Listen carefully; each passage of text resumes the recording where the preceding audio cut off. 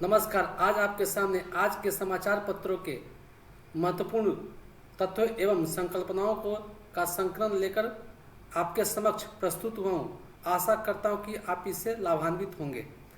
First है, विलुप्त होने के कगार पर हिमाचल का राज्य पक्षी जाजुराना। बंजार राष्ट्रीय पार्क में गणना के लिए दल रवाना। सर्वेक्षण, बाहरी राज्यों के कुछ पक्षी प्रेमी भी इस बार साथ गए। जिला कुल्लू के उपमंडल बंजार में स्थित विश्व धरोहर ग्रेट हिमालयन राष्ट्रीय पार्क क्षेत्र के अंदर जैविक विविधता का अनमोल खजाना भरा पड़ा है। इस पार्क क्षेत्र में प्रतिवर्ष सैकड़ों देशी विदेशी पर्यटक, प्रकृति प्रेमी, अनुसंधानकर्ता, पर्वतारोही और ट्रैकर भ्रमण करते हैं। दुर्लभ प्रजाति का पक्षी जाजुराना दुनिया भर से विलुप्त होने के कगार पर है। राष्ट्रीय पार्क समसी के वन मंडल अधिकारी सचिन शर्मा ने जानकारी देते हुए बताया कि हर साल की भांति इस बार भी पार्क प्रबंधन की ओर से दुनिया भर में विलुप्त होने की कगार पर पहुंचे दुर्लभ पक्षी जाजुराना की गणना की जा रही है। समूचे पार्क क्षेत्र की 3 रेंजों में 27 से 30 अप्रैल तक जाजुराना पक्षी के संभावित ठिकानों में इसकी गणना के लिए अलग अलग दल भेजे गए हैं। हिमाचल प्रदेश का राज्य पक्षी जाजुराना है, जबकि बिहार का राज्य पक्षी गौरैया है। नेक्स्ट, भारत में एआई का भविष्य। एआई मीन्स आर्टिफिशियल इंटेलिजेंस, कृत्रिम बुद्धिमत्ता। भारत में कृत्रिम बुद्धिमत्ता का भविष्य। अनेक क्षेत्रों में एआई का उपयोग आरंभ हो चुका है। इससे जुड़ी संभावनाओं को देखते हुए देश में इसके विस्तार की आवश्यकता है ताकि इसका लाभ अधिकांश लोगों तक पहुंच सके।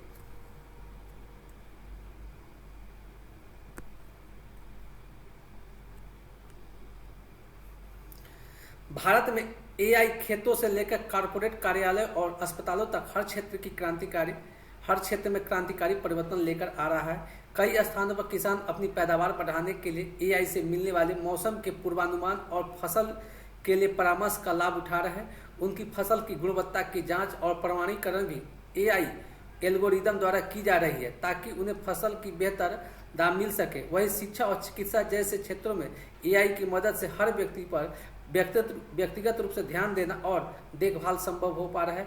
अब भारत जैसे विशाल देश में इसके प्रभाव की कल्पना कीजिए, जहां हर व्यक्ति का जैव रसायन, आहार और चिकित्सा जरूरतें अलग अलग है, साथ ही उनकी शैक्षिक रुचियां और एवं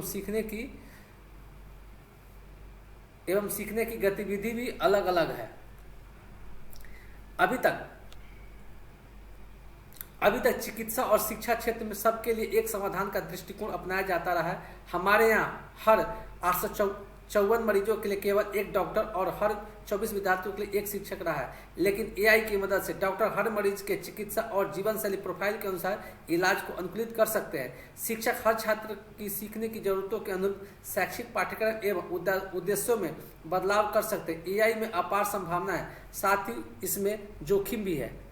क्या जोखिम है? तो बुद्धिमानी से ग्रहण करना। फर्स्ट है, एआई अभी बिल्कुल शुरुआती चरण में है, इसलिए इसके खतरे सामने आना शुरू ही हुए हैं। अगर सड़क पर भीड़ के बीच कार का AI powered password steering system खराब हो जाए तो क्या होगा? या फिर किसी एआई एल्गोरिदम द्वारा मरीज को गलत दवा का परामर्श दे दिया जाए, या फसल के तापमान एवं मिट्टी की नमी बनाए रखने वाले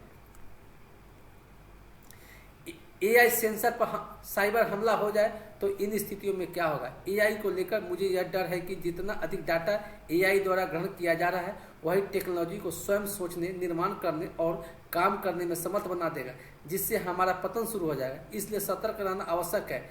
सेल्फ फोर्स के जेनरेटिव एआई स्नैपशॉट अनुसंधान कार्यस्थल पर जेनरेटिव एआई की संभावनाएं और जोखिम के नए संस्करण से मिले आंकड़ों से पता चलता है कि वैश्विक कर्मचारी अपनी कंपनी के प्रोटोकॉल की परवाह किए बगैर जेनरेटिव एआई का उपयोग करके आगे की ओर बढ़ते जा रहे हैं।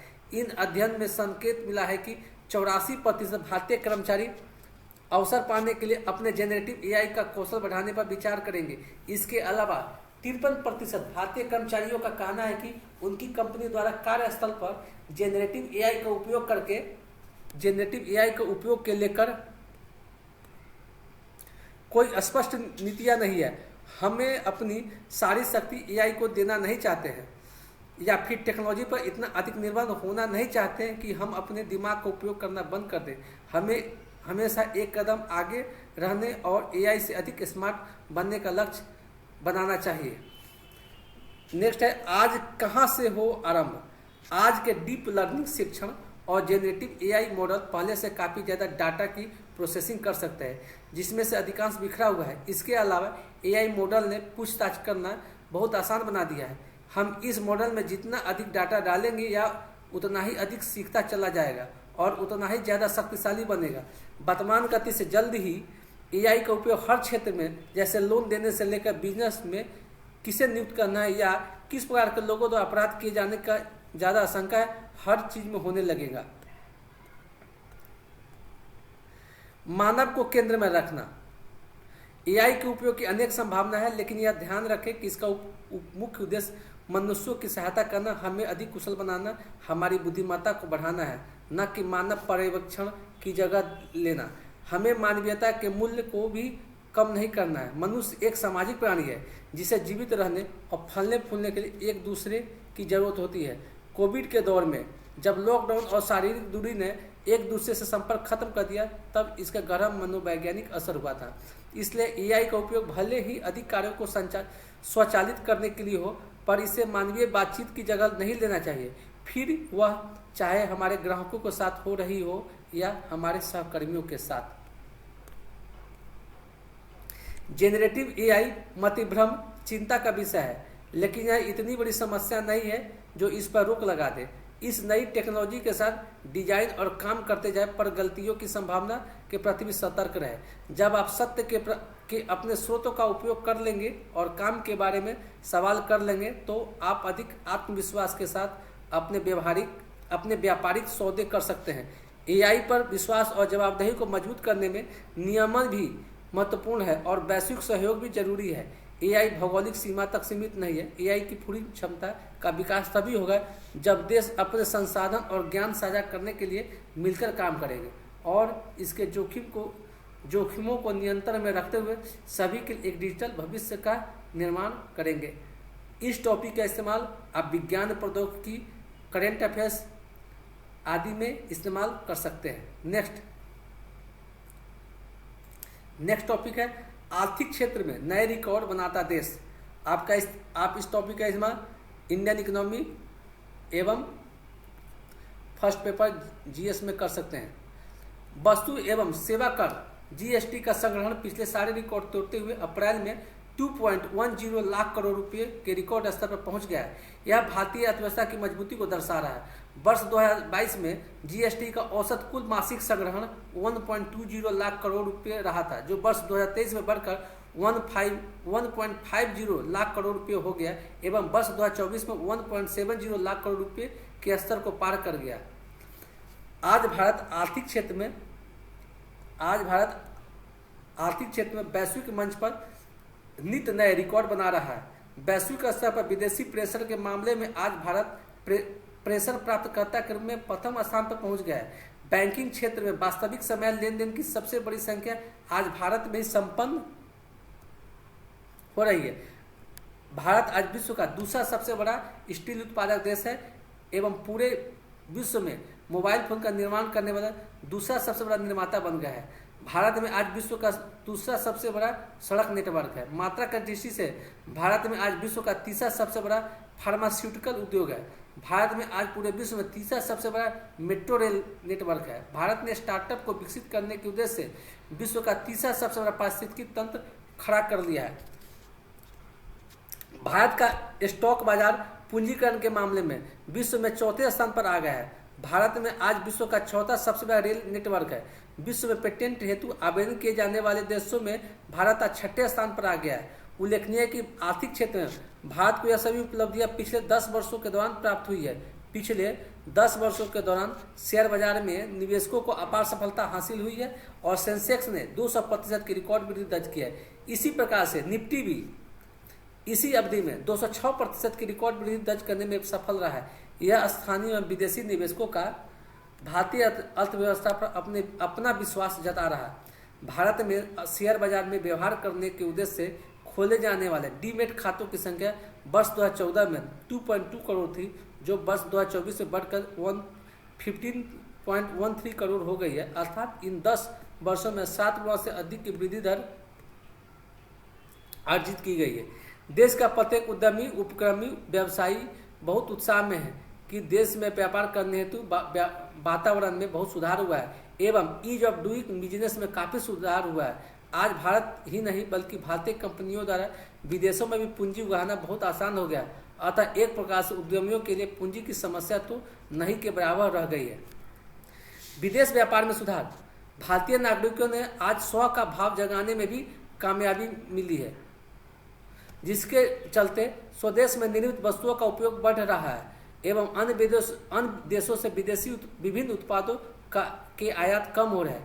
इसके चलते भारत के विदेशी व्यापार घाटे में सुधार दृष्टिगोचर है। आज भारत से विभिन्न उत्पादों के निर्यात में मामूली वृद्धि दर्ज हो रही है, तो कई उत्पादों के आयात में कमी दिखाई देने लगे। इसे भारतीय नागरिकों के आत्मनिर्भर भारत की ओर बढ़ते कदम के रूप में देखा जा सकता है। फरवरी में भारत का व्यापारिक निर्यात 11.9% की वृद्धि दर्ज करते हुए 4140 करोड़ अमेरिकी डॉलर का हो गया, जो पिछले 20 महीनों में उच्चतम स्तर पर है। इसके अतिरिक्त सेवा निर्यात 3210 करोड़ अमेरिकी डॉलर का रिकॉर्ड उच्च स्तर पर पहुंच गया है। फरवरी 2024 में माल एवं सेवाओं को मिलाकर कुल निर्यात 7355 करोड़ अमेरिकी डॉलर का रहा है, जो फरवरी 2023 की तुलना में 14.2% अधिक है। इसी कारण से भारत का विदेशी मुद्रा भंडार भी आज 64,000 करोड़ अमेरिकी डॉलर के स्तर को पार कर गया है। अंत में यह कहा जा सकता है कि भारत आर्थिक क्षेत्र में आज पूरे विश्व में एक चमकते सितारे के रूप में दिखाई दे रहा है एवं अपनी विकास दर को 10% के ऊपर ले जाने के लिए अपनी ओर से भरसक प्रयास कर रहा है। इससे निश्चित ही भारत शीघ्र ही विश्व की तीसरी सबसे बड़ी अर्थव्यवस्था बन जाएगा एवं वर्ष 2027 तक भारत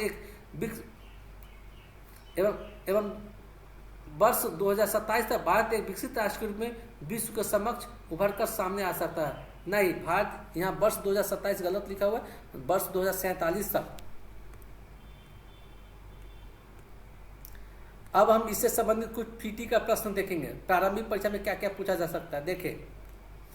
यहाँ लिखा हुआ भारत आज विश्व का दूसरा सबसे बड़ा स्टील उत्पादक देश है। तो प्रथम स्टील उत्पादक देश फर्स्ट नंबर 1 है, चाइना है। चीन फर्स्ट है, इंडिया दूसरा सबसे बड़ा स्टील उत्पादक देश है। पूरे विश्व के मोबाइल फोन का निर्माण करने वाले देशों में दूसरे सबसे बड़ा निर्माता बन गया है। तो प्रथम निर्माता कंपनी जो सबसे अधिक मोबाइल निर्माण बनाती है वो है चीन है। भारत में आज विश्व का दूसरा सबसे बड़ा सड़क नेटवर्क है। तो सबसे अधिक सड़क नेटवर्क वाला देश अमेरिका है, नंबर 2 इंडिया है। मात्रा के दृष्टि से भारत में आज विश्व का तीसरा सबसे बड़ा फार्मास्यूटिकल उद्योग है। सबसे नंबर 1 चाइना है, नंबर 2 इटली है और नंबर 3 इंडिया है। ठीक है, नेक्स्ट टॉपिक। ये प्रारंभिक परीक्षा में क्वेश्चन पूछ सकता है। डॉक्टर पूर्णिमा देवी बर्मन को ब्रिटिश वन्यजीव चैरिटी गोल्ड अवार्ड। असम की रहने वाली जीव विज्ञानी डॉक्टर पूर्णिमा देवी बर्मन को ब्रिटिश वन्यजीव चैरिटी अवार्ड से सम्मानित किया गया। डॉक्टर पूर्णिमा को विलुप्त हो रहे ग्रेटर एजुटेट स्टोर्ग हरगिला पक्षी और उसके वेटलैंड निवास के संरक्षण की दिशा में किए गए प्रयासों के लिए सम्मान दिया गया। एक क्वेश्चन पूछ सकता है कि ब्रिटिश वन्यजीव चैरिटी गोल्ड अवार्ड किसको मिला है? डॉक्टर पूर्णिमा देवी को मिला है। किस लिए मिला है? तो ग्रेटर एजुटेट स्टोर्क हरगिला पक्षी के लिए मिला है। हरगिला पक्षी उसके वेटलैंड के संरक्षण के लिए मिला है। नेक्स्ट, पहली फिल्म राजा हरिश्चंद्र सिनेमाघरों में हुई रिलीज। भारत के प्रथम मुख्य फिल्म राजा हरिश्चंद्र था। कब रिलीज हुआ? 1913 ईस्वी में रिलीज हुआ था। इस फिल्म के निर्माता दादा साहब फाल्के थे, जिनके सम्मान में प्रतिवर्ष दादा साहब फाल्के अवार्ड भारत सरकार के द्वारा प्रदान किया जाता है। नेक्स्ट, पहली बार अमेरिका में किया गया सफल हृदय प्रत्यारोपण। 1968 में आज ही पहली बार अमेरिका में डॉक्टर डेंटन कुली ने सफल हृदय प्रत्यारोपण किया था। मरीज एवरेट थॉमस में 15 साल की लड़की का हृदय प्रत्यारोपित किया गया था। इससे एवरेट थॉमस 204 दिनों तक जीवित रही। 1969 में कूली ने पहली बार मनुष्यों में कृत्रिम हृदय प्रत्यारोपित किया था। नेक्स्ट एक टॉपिक, बीके कृष्ण मेनन ने दिया था यूनाइटेड नेशन में सबसे लंबा भाषण। भारत के पूर्व रक्षा मंत्री बीके कृष्ण मेनन का जन्म 1896 में आज ही केरल में हुआ था। उच्च शिक्षा प्राप्त करने लंदन गए, वहीं इंडिया लीग से जुड़कर भारत की आज़ादी के लिए काम किए। 1947 ईस्वी में ब्रिटेन में भारत की उच्चायुक्त नियुक्त किए गए। 1957 में देश के रक्षा मंत्री बने। उन्होंने 1952 से 1960 तक यूनाइटेड नेशन में भारत का प्रतिनिधित्व भी किया। 1957 में यूएन में कश्मीर मुद्दे पर 8 घंटे तक भाषण देकर गिनीज वर्ल्ड बुक रिकॉर्ड अपने नाम कर दिया। मेमन ने गोवा से पुर्तगालियों को हटाने में भी महत्वपूर्ण भूमिका निभाई थी। ये गोवा से पुर्तगालियों को हटाया गया था 1961 ईस्वी में, किस ऑपरेशन विजय के तहत। नेक्स्ट, धुएं में आपकी यात्रा सुरक्षित बनाएगी एनआईटी पटना में तैयार device. NIT means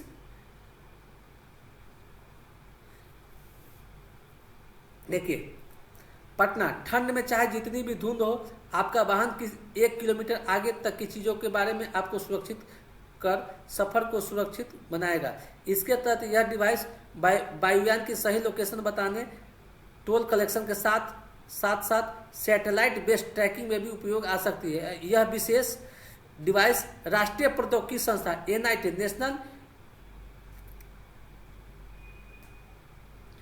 national technology institute ने तैयार की है, जो कम दृश्यता में भी कार व अन्य ऑटोमेटिक वाहनों के सुरक्षित परिचालन में कारगर होगी। इस डिवाइस का पेटेंट भी ग्रांट हो चुका है। अब इसके व्यावसायिक उत्पादन के लिए विभिन्न कंपनियों के साथ वार्ता चल रही है। शीघ्र ही इसका उपयोग वाहनों में हो सकेगा। इस होलोग्राफिक मेटा सरफेस फार बीम स्टीयरिंग डिवाइस को एनआईटी निदेशक प्रोफेसर पीके जैन के निर्देशन में इलेक्ट्रॉनिक्स एंड कम्युनिकेशन विभाग के डॉक्टर मनपूरन महतो ने तैयार किया है। यह हर मौसम में कार्य करेगी। इसकी डिजाइन रेडियो फ्रीक्वेंसी बेस्ड है। इसे एनआईटी के लैब में सत्यापित किया गया है। वर्तमान में लीडार डिवाइस का हो रहा उपयोग।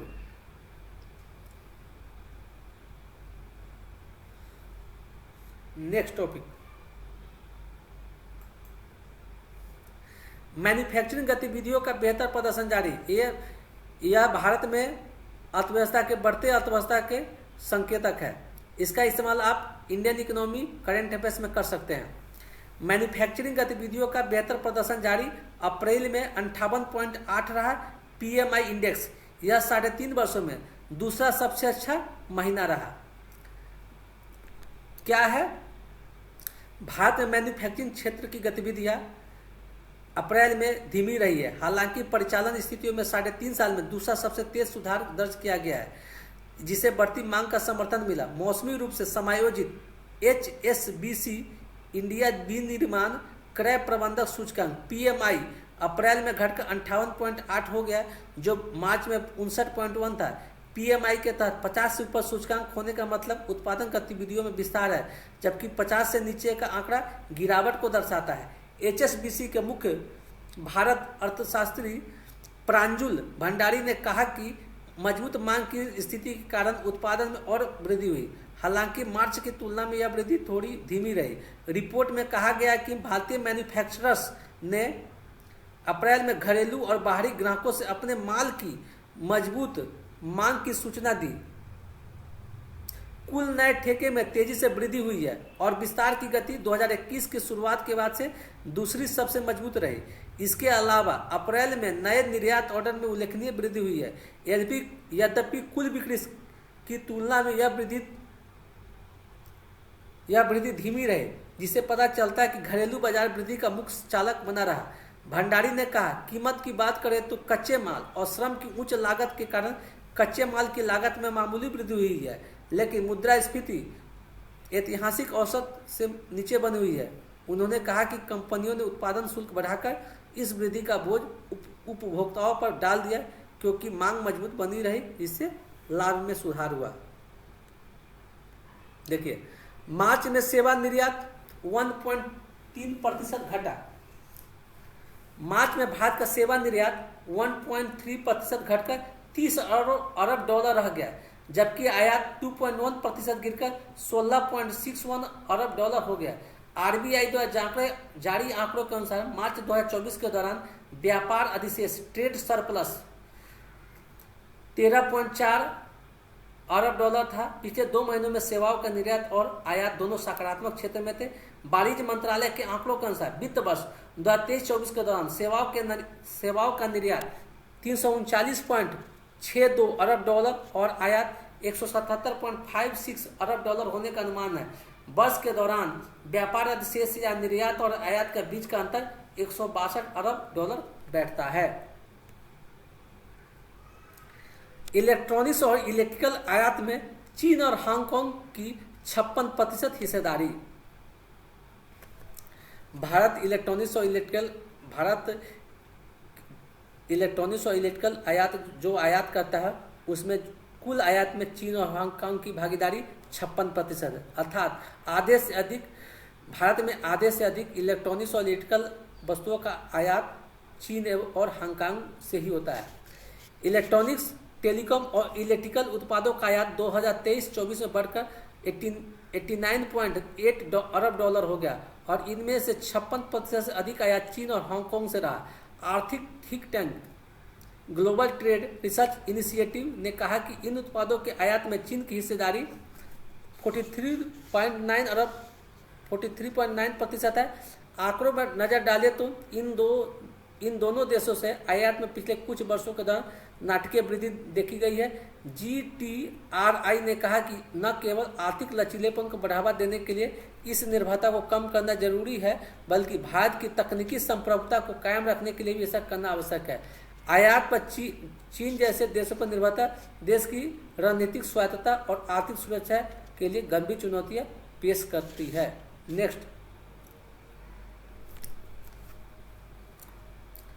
नेक्स्ट है बुजुर्गों को स्वास्थ्य बीमा दायरे में लाने की जरूरत। भारत एशिया प्रशांत देशों में सबसे निचली कतारों में है। इस रिपोर्ट के अनुसार भारत में 40% स्वास्थ्य सेवा से लोग वंचित है।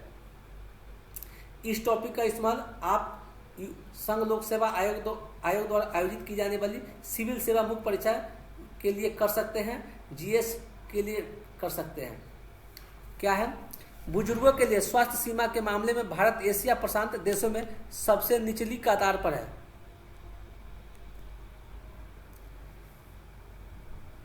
और उसे तेजी से बढ़ती आबादी की जरूरतों को पूरा करने और वृद्धि की रफ्तार को कायम रखने के लिए सबको स्वास्थ्य बीमा के दायरे में लाने की जरूरत है। एक रिपोर्ट में यह बात कही गई है। एशियाई विकास बैंक ने गुरुवार को एजिंग वेल इन एशिया शीर्षक से जारी एक रिपोर्ट में कहा है कि दक्षिण कोरिया और थाईलैंड ने सार्वभौमिक यूनिवर्सल स्वास्थ्य कवरेज हासिल कर लिया है, जबकि भारत समेत कई देश पीछे हैं। इन देशों में वृद्ध लोगों के बीच स्वास्थ्य बीमा की पहुंच सबसे कम 21% है। हालांकि एशियाई विकास बैंक के वरिष्ठ अर्थशास्त्री एइको किकावा ने कहा कि गरीब लोगों को नकदी रहित कैशलेस स्वास्थ्य बीमा देने वाली आयुष्मान भारत जैसी योजनाएं आने के बाद से बुजुर्गों का स्वास्थ्य कवरेज बेहतर हुआ है। उन्होंने कहा कि स्वास्थ्य बीमा का दायरा बढ़ाने से स्थिति में सुधार होगा और 60 वर्ष से अधिक आयु के लोग अर्थव्यवस्था के लिए अधिक उत्पादक बन जाएंगे। उन्होंने कहा कि ऐसे देशों को अधिक उम्र वाले लोगों की मौजूदगी से मिलने वाला लाभांश अधिक हो सकता है। किकावा ने कहा कि सबको स्वास्थ्य बीमा के दायरे में लाने के अलावा बुजुर्गों की शारीरिक और कार्यात्मक क्षमता को अनुकूलित करने वाली आवश्यक सेवाओं और गतिविधियों का विस्तार करना भी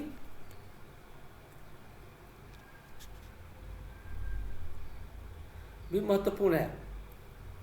देखिए, रिपोर्ट के अनुसार वर्ष 2050 तक 60 वर्ष से अधिक उम्र के लोगों की संख्या दोगुनी होकर 1.2 अरब हो जाएगी, जो कुल आबादी का लगभग 1/4 होगा। ऐसे में पेंशन और कल्याण कार्यक्रमों के अलावा स्वास्थ्य बीमा की जरूरत बढ़ जाएगी। रिपोर्ट कहती है कि 2031 से 40 के दशक में उम्र दराज आबादी के कारण आर्थिक वृद्धि पर प्रभाव भारत के मामले में कम पड़ेगा, क्योंकि यहाँ उस समय भी युवा आबादी का अनुपात अधिक होगा। नेक्स्ट टॉपिक,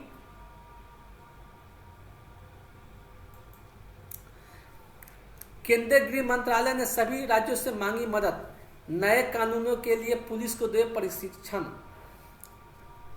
क्या है? केंद्रीय गृह मंत्रालय ने 1 जुलाई से पूरे भारत में लागू होने वाले 3 नए आपराधिक कानूनों के प्रभावी कार्यान्वयन के दिशा उद्देश्य से पुलिस कर्मियों को प्रशिक्षण दिलाने के लिए सभी राज्यों से मदद मांगी है। 3 नए आपराधिक कानून भारत में औपनिवेशिक परंपरा से ऐसी न्याय व्यवस्था के बीच संक्रमण का प्रतीक है जिसमें सभी के न्याय तक पहुंच संभव हो सके। सभी राज्यों और केंद्रशासित प्रदेशों को भेजे गए एक संदेश में गृह मंत्रालय ने कहा कि आधुनिक समय और समसामयिक प्रौद्योगिकियों के साथ तालमेल बिठाते हुए कई नए प्रावधानों को नए आपराधिक कानूनों में शामिल किया गया है। इन कानूनी प्रावधानों का लक्ष्य पुलिस एवं न्याय व्यवस्था में सुगमता लाना है। नए कानून भारतीय न्याय संहिता, भारतीय नागरिक सुरक्षा संहिता और भारतीय साक्ष्य अधिनियम है। ये कानून क्रमशः औपनिवेशिक युग के भारतीय दंड संहिता, आपराधिक प्रक्रिया संहिता और 1872 के भारतीय साक्ष्य अधिनियम की जगह लेंगे।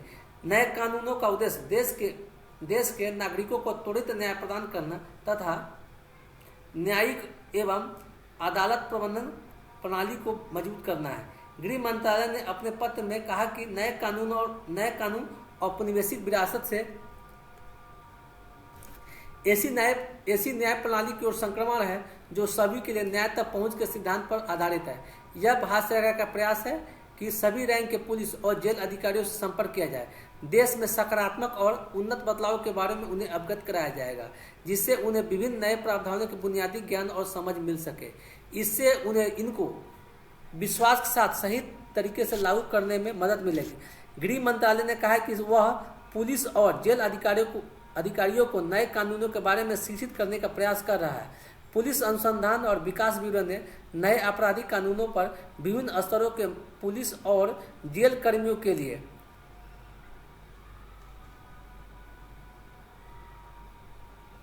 प्रशिक्षण मॉड्यूल एवं विभिन्न प्रशिक्षण कार्यक्रम विकसित किया है। गृह मंत्रालय ने कहा कि इन पाठ्यक्रमों को पुलिस और जेल कर्मियों के लिए उपलब्ध कराने के मदद से एकीकृत सरकारी ऑनलाइन प्रशिक्षण पोर्टल के साथ एकीकरण भी पूरा कर लिया गया है। इन प्रशिक्षण मॉड्यूल को पुलिस अनुसंधान और विकास ब्यूरो द्वारा सभी राज्यों और केंद्रशासित प्रदेशों के साथ साझा किया गया है, जिससे वे अपने पुलिस प्रशिक्षण संस्थानों में प्रशिक्षण कार्यक्रम आयोजित करने में सक्षम हो गए हैं। गृह मंत्रालय ने कहा कि नए कानूनों के बारे में हमारे पुलिस और जेल अधिकारियों सभी रैंकों के पदानुक्रमित सीढ़ी में अंतिम व्यक्ति तक पहुंचने का लक्ष्य को शिक्षित करने की कवायद को और बढ़ाने और मजबूत करने के लिए हम इस प्रयासों में आपकी सक्रिय भागीदारी चाहते हैं। हम आपसे अनुरोध करते हैं कि आप अपने राज्यों एवं केंद्रशासित प्रदेशों में सभी पुलिस एवं जेल कर्मियों को व्यापक प्रशिक्षण देने के लिए समुचित प्रबंध करें ताकि कोई भी व्यक्ति पीछे नहीं छूट जाए। वीडियो पसंद आए तो वीडियो को लाइक करें, चैनल को सब्सक्राइब करें, तब प्लीज़ इस चैनल को अपने मित्रों में भी शेयर करें ताकि इनका लाभ अन्य मित्रों को भी प्राप्त हो सके।